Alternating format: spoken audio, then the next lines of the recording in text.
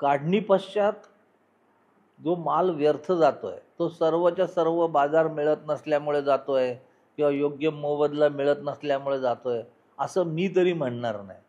ह्यात काही गोष्टी ज्या आहेत त्या शेतकऱ्याच्या प्रशिक्षणाचा अभाव. आता शेतकऱ्याचं प्रशिक्षण म्हणजे शेतकऱ्याने आता कॉलेजला जाऊन विद्यार्थी म्हणून बसायचं आहे का?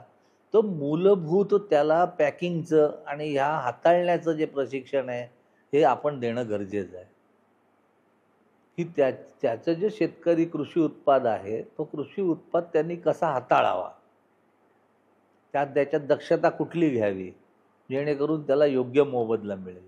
पण आज परिस्थिती अशी आहे की त्याचा मुळातच काही माल जर त्याचा वाया चाललाय तर आणि तो पण त्याला खूप मोठा आर्थिक नुकसान देऊन जाणारा, तर त्याच्यानंतर तुम्ही त्याला सुपारी एवढं काहीतरी वाचवायला सांगाल तर ते निरर्थक ठरेल.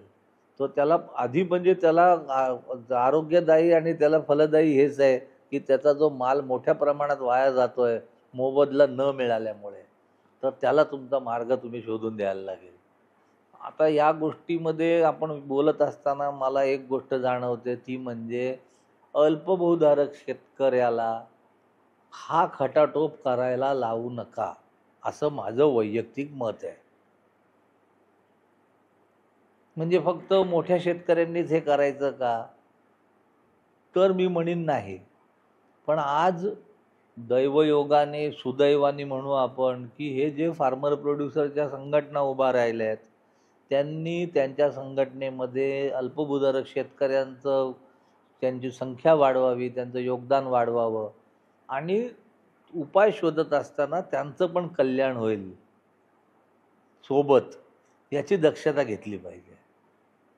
आता ही दक्षता कशी घेतली जाईल तर तुम्ही जे इन्फ्रास्ट्रक्चर उभं कराल तुमच्या कृषी शेतकरी ह्याच्यामध्ये ऑर्गनायझेशनमध्ये, तर त्याच्यामध्ये त्यांचा जो उत्पादनाचा वाटा आहे तो अधिक ठेवा की त्यांचं जे कृषी उत्पाद आहे ते तुम्ही आधी घ्या, त्यांना मोबदला मिळू द्या आधी.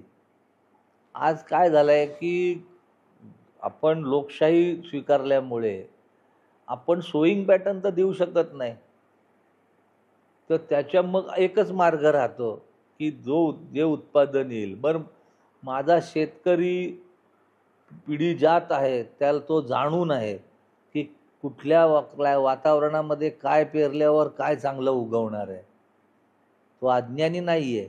मग त्याच्यामुळे तो उत्पादन घेण्याच्या ह्याच्यातला आहे आणि त्याची भूमिका ही तेवढीच असली पाहिजे की फार चांगल्या पद्धतीने त्याने उत्पादन घेतलं पाहिजे.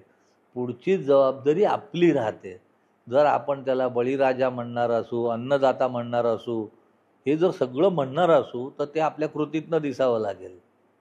आणि त्या कृतीतनं कसं दिसेल की अल्पभूधारक शेतकऱ्याला हा नसता खटाटोप करायला न लावता त्याला त्याच्या मालाचा मोबदला ताबडतोब आणि योग्य मिळावा.